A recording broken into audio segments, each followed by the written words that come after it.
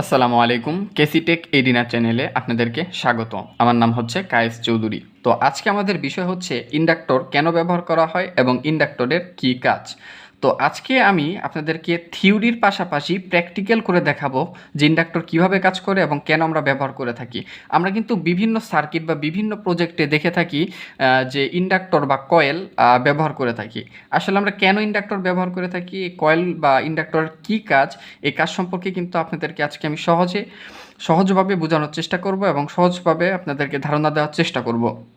যদি আমার ভিডিওটি আজকে আপনারা একটু ধৈর্য সহকারে দেখেন, তাহলে আশা করি আপনারা নতুন কিছু জানতে পারবেন এবং শিখতে পারবেন। তো কথা না বাড়িয়ে আমরা মূল বিষয়ে আসি। তো প্রথমে আসা যাক যে ইন্ডাক্টরটা আসলে কী। তো ইন্ডাক্টর হচ্ছে যখনই আমরা কোনো তারকে পেঁচিয়ে কুণ্ডলী তৈরি করব, তখনই সেটাই কিন্তু একটি ইন্ডাক্টর হয়ে যাবে। আমরা ইন্ডাক্টরকে কিন্তু বিভিন্ন নামে ডেকে থাকি, যেমন ইন্ডাক্টর বলে থাকি, তারপরে সেটাকে কয়েল বলে থাকি, অনেকে আবার রিয়াক্টরও বলে থাকে। তো আমার সামনে দেখতে পাচ্ছেন যে কিছু চিত্র রেখেছি। এই চিত্রের মাধ্যমে আপনাদেরকে আগে বোঝানোর চেষ্টা করব, তারপর এই চিত্র মোতাবেক আমরা এই চিত্র অনুযায়ী আমরা থিওরিতে যাব, প্র্যাকটিক্যালে যাব। এই প্র্যাকটিক্যাল আপনাদেরকে দেখানোর চেষ্টা করব। তো প্রথমে আমরা থিওরি দিয়ে শুরু করি। তো এখানে দেখুন যে আমরা একটি ব্যাটারি রেখেছি এবং এই ব্যাটারির দুই টার্মিনালে আমরা ইন্ডাক্টরের দুটি টার্মিনাল সংযুক্ত করেছি। এটা হচ্ছে একটি ইন্ডাক্টর। তো এই ইন্ডাক্টরের দুই পাশে আমরা ইন্ডাক্টরের যে দুই টার্মিনাল রয়েছে, টার্মিনালের সাথে আমরা একটি বাল্ব সংযুক্ত করেছি। তো এখন যখনই আমরা এই ভোল্টেজ প্রয়োগ করব এই ইন্ডাক্টরে, তখন কি হবে, এই ইন্ডাক্টরটি কিন্তু কিছুটা চার্জ তার ভিতর স্টোর করে নিবে, অর্থাৎ সঞ্চয় করে নিবে। তো এটা কিন্তু আবার ক্যাপাসিটরের মতো আপনারা ভাববেন না। ক্যাপাসিটর কিন্তু ইলেকট্রোস্ট্যাটিক পদ্ধতিতে চার্জ ধরে রাখে, আর ইন্ডাক্টর ধরে রাখে হচ্ছে ম্যাগনেটিক ফিল্ডের মাধ্যমে, অথবা ইলেকট্রোম্যাগনেটিক ফিল্ডের মাধ্যমে কিন্তু কিছু সময়ের জন্য চার্জটা ধরে রাখে বা স্টোর করে রাখে। তো যখনই আমরা ভোল্টেজ প্রয়োগ করছি, তখন কিন্তু কি হবে যে এই ইন্ডাক্টরটি চার্জ ধরে রাখবে, এবং যখনই আমরা এই ব্যাটারি থেকে এই ইন্ডাক্টরটিকে বা এই লোডটিকে ডিসকানেক্ট করে ফেলবো, অর্থাৎ এখানে দেখুন আমরা ডিসকানেক্ট করে ফেলেছি একটি সুইচের মাধ্যমে, তখন কি হবে, এই ব্যাটারি থেকে সঞ্চিত যে ভোল্টেজটা রয়েছে, সেই ভোল্টেজটা কিন্তু এই ইন্ডাক্টরটি কি করবে, ডিসচার্জ করতে থাকবে এই বাতির মাধ্যমে। এটা খুবই ফাস্ট হয়ে থাকে। ক্যাপাসিটর যেমন আমরা বুঝতে পারি ডিসচার্জ হচ্ছে, কিন্তু এই ইন্ডাক্টরের ক্ষেত্রে আমরা যখন লোড এই ইন্ডাক্টরের সাথে সংযুক্ত করব, তখন কিন্তু আমরা খুবই কঠিন হয় বোঝাটা আর কি, কীভাবে ডিসচার্জ হচ্ছে। তো এটা কিন্তু খুবই দ্রুত ডিসচার্জ হয়ে যাবে। আমরা যখন আবার এই সুইচটি সংযুক্ত করব, তখন কিন্তু কি হবে, যে ইন্ডাক্টরটি চার্জ হবে, এবং আমরা যখন সুইচটি ডিসকানেক্ট করে দিব ব্যাটারি থেকে, তখন কিন্তু এই ইন্ডাক্টর থেকে এই যে লাইটটি রয়েছে, এই লাইটটি জ্বলবে, অর্থাৎ এই ইন্ডাক্টর থেকে ভোল্টেজটি ডিসচার্জ হতে থাকবে এই লাইটের মাধ্যমে। এভাবেই কিন্তু চার্জ এবং ডিসচার্জ হতে থাকবে। তো এই যে বিষয়টি, যে ইন্ডাক্টর কিছু সময়ের জন্য চার্জ ধরে রাখে, কিভাবে ধরে রাখে, ম্যাগনেটিক ফিল্ডের মাধ্যমে। ইলেকট্রোম্যাগনেটিক যে ফিল্ড রয়েছে, এই ইলেকট্রোম্যাগনেটিক ফিল্ডের মাধ্যমে ক্যাপাসিটরের মতোই কিন্তু কিছু সময়ের জন্য এই চার্জ বা ভোল্টেজটাকে কিছু সময়ের জন্য ধরে রাখে। তো এটা আসলে ধরে কি না, এই বিষয়টি আমরা এখন প্র্যাকটিক্যালভাবে আপনাদেরকে দেখানোর চেষ্টা করব। তো এখানে দেখতে পাচ্ছেন যে আমি একটি ইন্ডাক্টর নিয়েছি, এবং এই ইন্ডাক্টরের যে দুইটি টার্মিনাল রয়েছে, অর্থাৎ কয়েলের যে দুই টার্মিনাল রয়েছে, এই কয়েলের দুই টার্মিনালে কিন্তু আমরা একটি এলইডি সংযুক্ত করে দিয়েছি। তো এখানে একটা জিনিস বলে রাখা ভালো, যে আমরা যখন পাওয়ার এখানে দিব, অর্থাৎ ভোল্টেজ যখন প্রয়োগ করব, তখন এলইডি লাইটের যে পজিটিভ প্রান্তটি রয়েছে, এই পজিটিভ প্রান্তে কিন্তু আমরা যে পাওয়ার সরবরাহ দিব, এই প্রান্তটি দিব নেগেটিভ, এবং যেই লাইটের নেগেটিভ প্রান্তটি রয়েছে, এই প্রান্তে আমরা দিব হচ্ছে পজিটিভ প্রান্ত, অর্থাৎ পোলারিটি আমরা পাওয়ার সাপ্লাইয়ের উল্টো লাগাবো। কেন উল্টো লাগাবো, ধরুন যখন আমরা ভোল্টেজটা প্রয়োগ করব, তখন কিন্তু এই যে ইন্ডাক্টরটি ভোল্টেজটা কিছুটা সঞ্চয় করে রাখবে। যখন এই সঞ্চিত ভোল্টেজটা ইন্ডাক্টরের দুই টার্মিনাল দিয়ে বের হবে, তখন কিন্তু পোলারিটি চেঞ্জ হয়ে যাবে, অর্থাৎ পজিটিভের জায়গায় নেগেটিভ এবং নেগেটিভের জায়গায় পজিটিভ। এর কারণেই কিন্তু আমরা যে পাওয়ার সরবরাহ করব, এই পাওয়ার সরবরাহটা করব এভাবেই, যাতে এই যে এলইডি লাইটের পজিটিভটা রয়েছে, এই জায়গায় হবে পাওয়ার সরবরাহের নেগেটিভ, এবং এলইডির যে নেগেটিভ প্রান্তটি রয়েছে, এই প্রান্তটি হবে পজিটিভ। তো চলুন আমরা পাওয়ার সরবরাহ করে দেখি যে আসলে ইন্ডাক্টরটি কি ভোল্টেজ সঞ্চয় করে রাখতে পারে কি না। যদিও খুব দ্রুত ডিসচার্জ হয়, অর্থাৎ ইন্ডাক্টর খুব দ্রুত ডিসচার্জ হয়ে যায়, আপনাদের বোঝা খুবই কঠিন হবে, তারপর আমি আজকে দেখানোর চেষ্টা করব।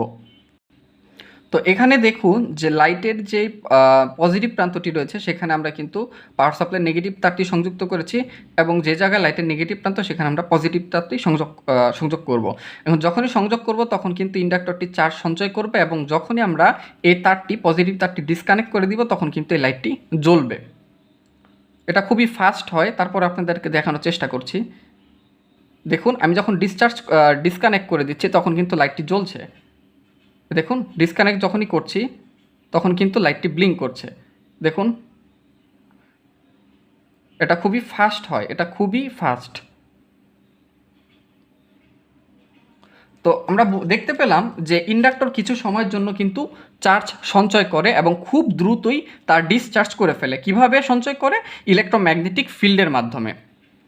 তো এখন দেখুন যে আমরা ইন্ডাক্টর কিন্তু আরেকটি বিষয় রয়েছে, সেই বিষয়টি হচ্ছে যে আরেকটা বিষয়টা কি, সেই বিষয়টা হচ্ছে যে ইন্ডাক্টর কিন্তু হঠাৎ যে পরিবর্তনটা, কারেন্টের যে পরিবর্তন, সেই কারেন্টের পরিবর্তনটাকে কিন্তু বাধা দেয়, অর্থাৎ রেজিস্টরের মতো কিন্তু বাধা প্রদান করে। কিন্তু ইন্ডাক্টর কিন্তু হঠাৎ যে পরিবর্তন, সেই পরিবর্তনটা কিন্তু পছন্দ করে না। অর্থাৎ এখানে আমি দেখুন যে আপনারা একটি ডায়াগ্রাম দিয়েছি, এই ডায়াগ্রামে ধরুন এখানে আমরা কারেন্ট দিয়েছি 5 অ্যাম্পিয়ার। তো কোনো কারণে আমরা 5 অ্যাম্পিয়ারের থেকে 4 অ্যাম্পিয়ার হয়ে গেল, তখন কিন্তু এই ইন্ডাক্টরটা কি করবে?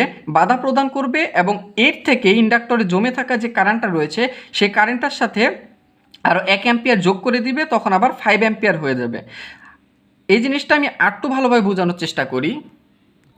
ধরুন আমরা এখানে কোনো অ্যাম্পিয়ার প্রয়োগ করিনি, অর্থাৎ এখানে 0 অ্যাম্পিয়ার রয়েছে। যখন আমরা হঠাৎ 5 অ্যাম্পিয়ার প্রয়োগ করলাম তখন কিন্তু সরাসরি এই লাইটে 5 অ্যাম্পিয়ার যাবে না, খুব আস্তে আস্তে তারপরে যাবে, আসতে হবে তারপরে 5 অ্যাম্পিয়ার যাবে, একবারে কিন্তু 5 অ্যাম্পিয়ার যাবে না, কারণ ইন্ডাক্টর এই হঠাৎ যে পরিবর্তনটা, এই পরিবর্তনটা কিন্তু বাধা প্রদান করে।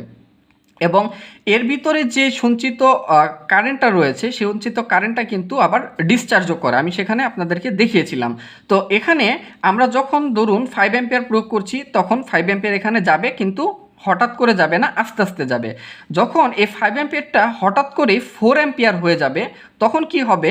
যে এই ইন্ডাক্টরটা সেই 4 অ্যাম্পিয়ারটাকে বাধা প্রদান করবে, এবং কিছুক্ষণ পরে কি করবে? যে এটাতে জমে থাকা যেই কারেন্টটা রয়েছে সেই কারেন্টের সাথে কি করবে? 4 অ্যাম্পিয়ারের সাথে আরও 1 অ্যাম্পিয়ার যোগ করে দিবে।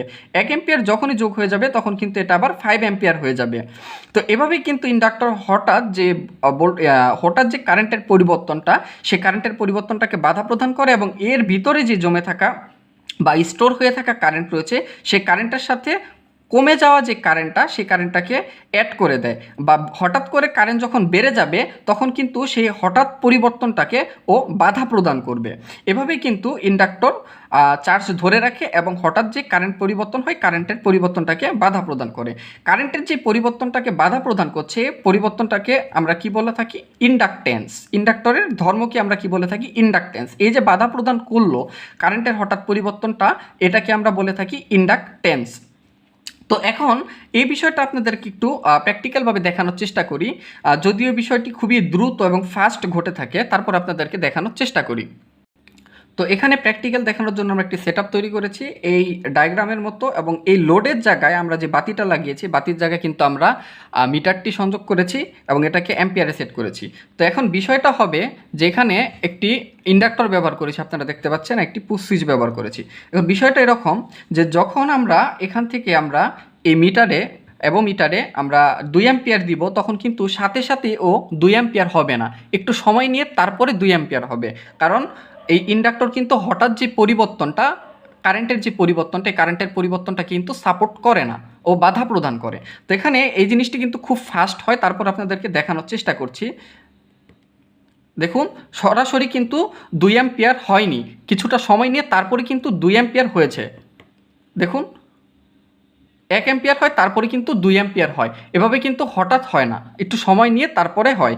অর্থাৎ অ্যাম্পিয়ার 0 ছিল, যখন আমরা হঠাৎ 2 অ্যাম্পিয়ার দিয়েছি, হঠাৎ কিন্তু সেই 2 অ্যাম্পিয়ার ইন্ডাক্টর ভিতর দিয়ে আসতে পারেনি, আস্তে আস্তে তারপরে 2 অ্যাম্পিয়ার আসছে। তো বোঝা গেল যে ইন্ডাক্টর হঠাৎ যে কারেন্টের পার্থক্য বা পরিবর্তন, সেটাকে কিন্তু ও বাধা প্রদান করে থাকে। এবং ইন্ডাক্টর কিছু সময়ের জন্য কিন্তু চার্জ ধরে রাখে এবং খুব দ্রুত তা ডিসচার্জ করে।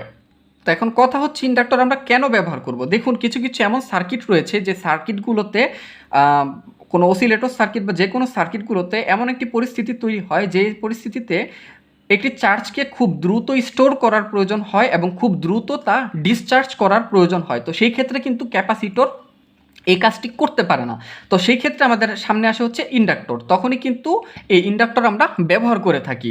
তাছাড়া আমাদের যে হঠাৎ কারেন্টের পরিবর্তন, এই হঠাৎ কারেন্টের পরিবর্তনটাকেও বাধা দেওয়ার জন্য কিন্তু আমরা ইন্ডাক্টর ব্যবহার করে থাকি।